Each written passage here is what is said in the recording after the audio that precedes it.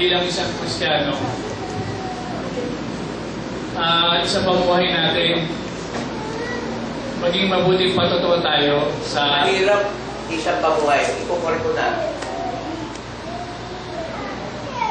Pinakamasarap na salita, maging buhay po natin. Huwag tayo mag-struggle na ipamuhay, mahihirapan tayo kung hindi talaga totoong naging buhay sa atin. Mabuhay po tayo sa ganon. Ano pa yung isa? Sa buhay at makibahagi. Maging mabuting patotoo. Makita sa atin kung ano yung ating kinakaya. Mahayag, hindi ipahayag. There is no action here. Madalas ang church gumagawa para kay Lord, pero yung ginagawa nila patay din sapagkat yung kanilang connection, nauuhaw din sila. Bakit? Gawain lang. Okay na doon. Gawain lang. What Jesus is saying today, eat me. Drink me. Kasi yung tinapay na kinain nila, ako yun, pero patay sila. Hindi ako dapat. Ako'y buhay. So, ito'y hindi relihiyon. Ito'y talagang si Jesus. At talagang tayo ay inihahanda kung si Adan, mula na sa kanya si Eva, hindi pa nakikita si Eva, pero dahil nandun na si Adan, hindi rin halos siguro alam ni Adan, pero pinatulog siya, nagulat na lang siya, at sabi na, galing sa iyo yan. E di sabihin, mula nung naligha mo ko, nasa akin na si Eva. Ngayon na hulog siya, hindi sila nagtagumpay. Pero anong trabaho ni Eva? Siya ay katuwang. Kung ano yung kalooban ng Diyos kay Adan, kung anong plano ng Diyos kay Adan, dahil nanduto na rin siya sa loob, parang bata, nararamdaman mo na ang damdamin ng iyong ina, nararamdaman mo na ang pintig ng puso ng iyong ina. Hindi na sila magkahiwalay. Iisa lang naman talaga sila na pinaghiwalay lang. Magkasama na sila na pinaghiwalay lang. Naintindihan niyo ako? Pero nahulog sila, hindi po ba? Binasa natin ang nakaraan. Ngayon, mayroong pangalawang Adan. Huwag muna natin sabihin yung tinapay na ito. May pangalawang Adan na ibinigay ang Diyos. Yun yung tinapay. Hinihulog niya yung tinapay na yan. Ang nakuha nila, relihiyon, hindi talaga si Jesus. Okay. Alam niyo ba na yung pangalawang Adan na yan, sa loob niyan, ay naroon na si Eva? Dahil Adan eh. Pangalawang Adan, naroon na si Eva. Nakatuwang niya. Dahil yung unang Adan, hindi nagtagumpay. Ngayon yung pangalawa, which is Jesus, alam niyo ba, kung Jesus ang pangalan niyan, yan ay tinawag sa Bible sa atin ng pangalawang Adan. Naroon na. Noong pa si Eva.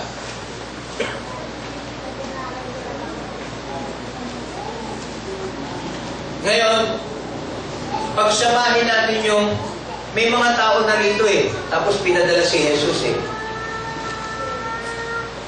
Alam niyo ba, may mga tao naririto dahil ang plano ng Diyos, likhain natin ang tao, mahayag ang tao, pero yung taong yan ayon sa ating wangis.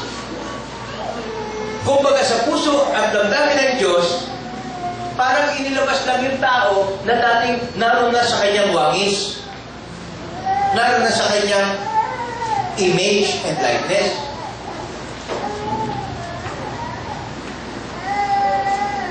So may mga tao rito, kaya naman pumunta si Jesus para sunduin lang.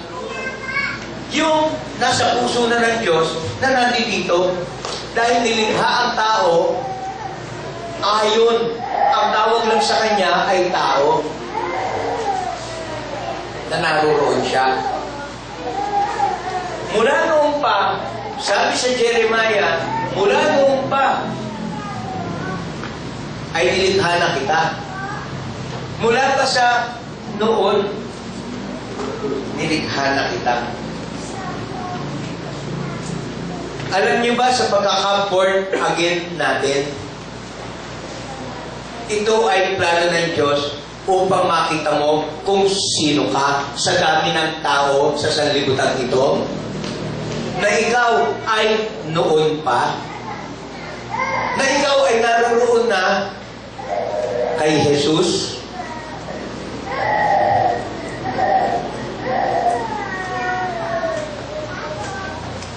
Hindi mo ba alam yan? Tatanungin kita, sa dami-dami ng tao sa mundong ito, bakit ka na-born again? Pwede ba ako sagutin? Si Alan, hirap na hirap noon. Iniisip-isip niya. Ano ba ito? Ano bang bagong religion to? Ano ba ito? Ganito kaya. Pero nung nagbukas siya ng puso, unti-unti, bakit may naiintindihan ka na, hindi lang yung tinitingnan mo yung napapabuti sa napapasama. Ano ang nangyayari sa iyo ngayon, Alan? Si Paring Larry, asan? Nagtataka-taka si Paring Larry na, Lord, kung ito'y totoo na ikaw to, dahil ako'y sanay sa relihiyon, turuan mo ako. At dahil nagpapasakop siya ngayon, bakit unti-unti may naiintindihan ka na dati ay ayaw mo? Ano ang nangyari mula nung na-born again ka? Kaya ang tanong ko, bakit ka na-born again? Sa dami-dami ng tao sa mundong ito, bakit ikaw ay nakasumpong ng katotohanan ito? Bakit?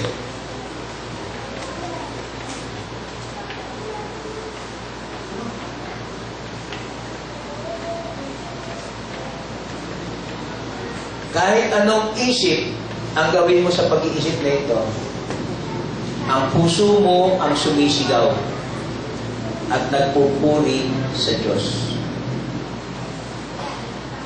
Napakapalad mo. At sa pagiging mapalad mo ito, aayusin mo ang sarili mo ngayon. Hindi ka pumasok sa simbahan dahil gusto mo lang tumino. Kung bakit dumating ang Espiritu ng Diyos sa iyo, sisimulan mo ngayon na ayusin ang buhay mo. Sapagkat ikaw pala, hindi aksidente sa mundong ito.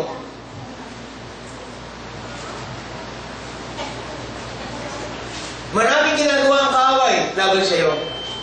But you know, the greater is He who is in you.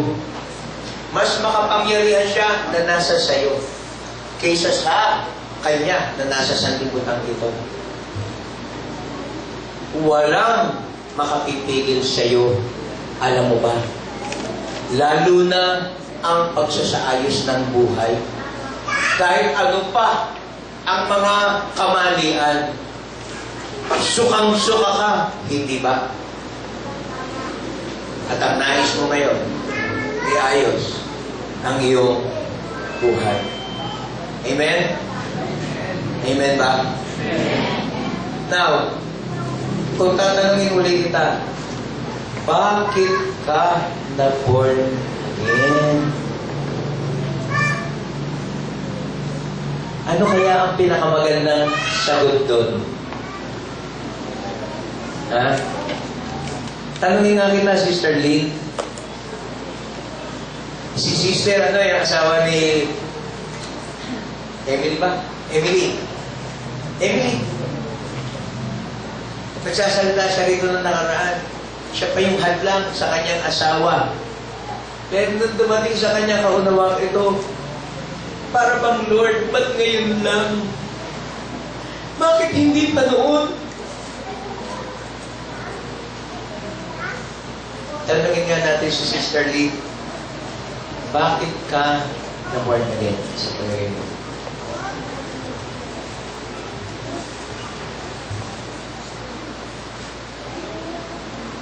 Marami nagsabi, you must be born again, you must be born again, born again, born. Tanong ko, bakit? Ha? Bakit? Who can answer this? Who can answer this? Ha? Who is bold enough to answer this? Kaya mo, Brother Alvin? Diyan din, ba't ka na born again?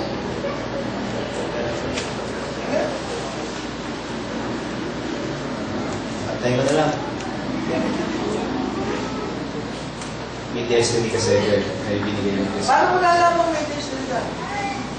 Paano mo na sinabing na born again? Ito yung layunin ng Diyos sa buhay mo, Pastor. Lahat ng tao may layunin ng Diyos. Yun nga, Pastor. Kaya ako binornigay ng Diyos dahil may layunin sa buhay ko na gamitin niya sa panahon ito. Hindi aksidente, kumbaga. Alam mo, ang pinakamasarap dito, yung nalaman mo na ikaw pinakialaman ng Diyos. Meaning, ikaw ay binigyan ng interes. Tapos hindi mo iniintindi. Ngayon naiintindihan mo, ano gagawin mo sa buhay mo? Wala tayong karapatan. Sabihin mo ng grasya. Pero yung mapili ka,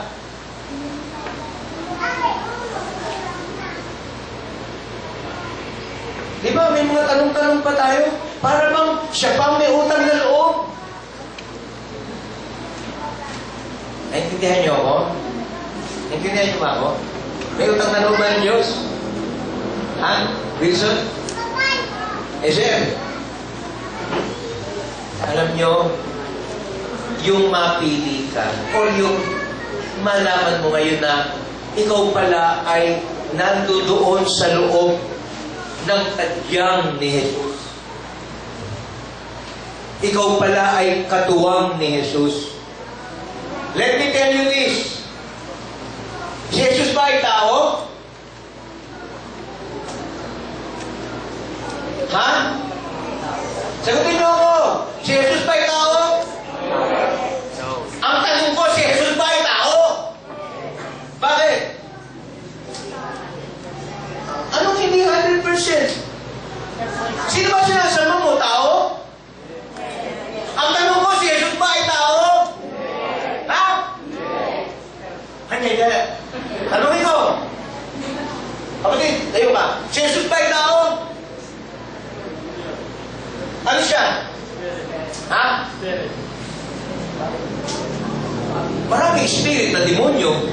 Evil spirit. Ha? Tatanong ko, si Jesus ba? Espiritu ba si Jesus? Hindi ba nila nakita si Jesus? Ang tanong ko, si Jesus ba ay tao? Richie, si Jesus ba ay tao? Diyos po, sir. Diyos. Eh, nakasulat pa sa Bible, sabi ni Benji, dapat kainin ng salita. Tapos ngayon, nakasulat doon, lahat ay luluhod. Lahat may magsasabing si Jesus ay Panginoon. Tapos sasabihin mo, tao. Anong kinain ng sabi? Nako ha? Ngayon kung siya'y Diyos, tama yung sabi nyo, nagsakatawang tao. Kaya ang tanong ko, si Jesus ba ay Diyos? Nagsakatawang, sagutin niyo yung tanong ko. Si Jesus ba ay Diyos? Hindi yung si Jesus ba ay nagsakatawang tao? Ngayon, nagsakatawang tao siya. Bakit niya ginamit yung sakatawang, yung kasam? Ba't siya nagsakatawang tao? Hindi yun ang issue. Ginamit lang niya ang katawan ng tao, pero ano siya? Yun. Ngayon, sino yung nasa loob ng kanyang tadya? Ha?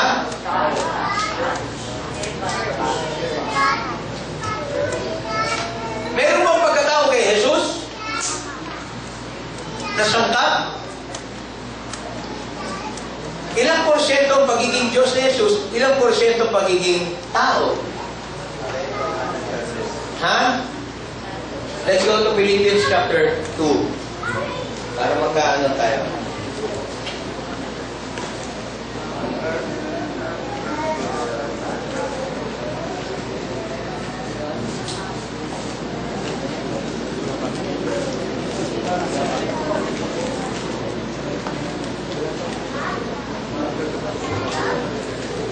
Philippians chapter 2 verse 5.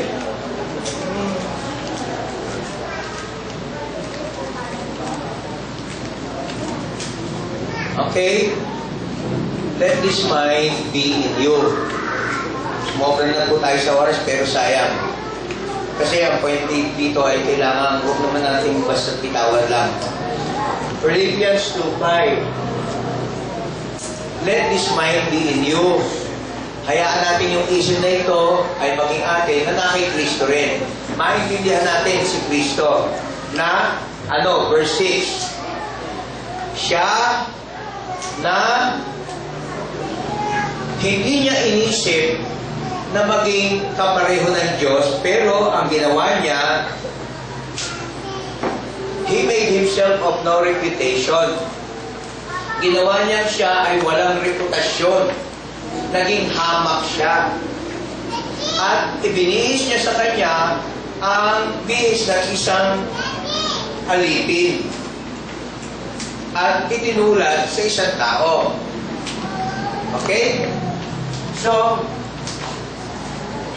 being the very nature of God, hindi niya kinonsider yung pagiging pero ang ginawa niya, kinonsider niya sarili niya bilang tao.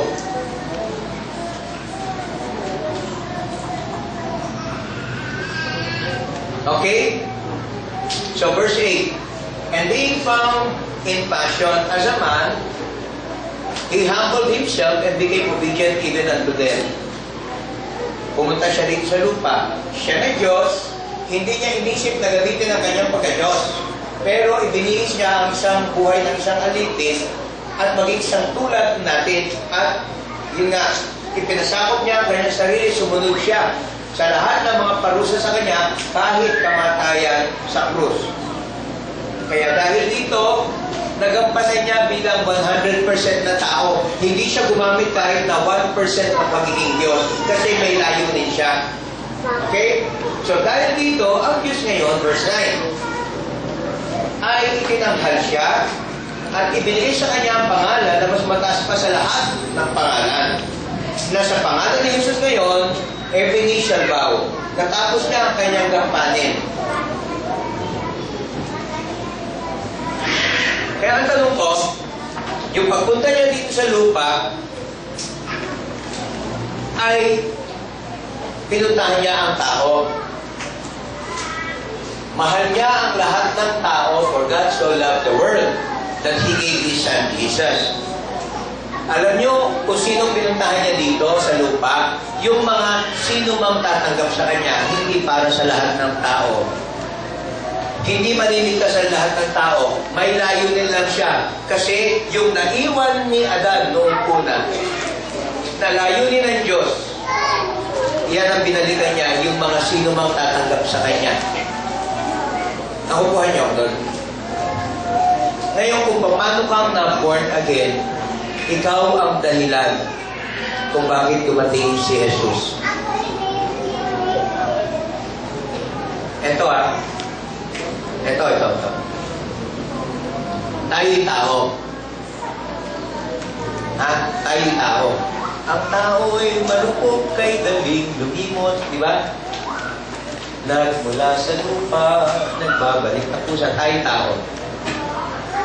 But since tayo ay na-born again, hindi na tayo lumalakad sa pagiging kung ano yung panawagan ng tao. Tayo ngayon ay lumalakad kung ano yung panawagan na dapat lumakad tayo sa Espiritu ng Diyos.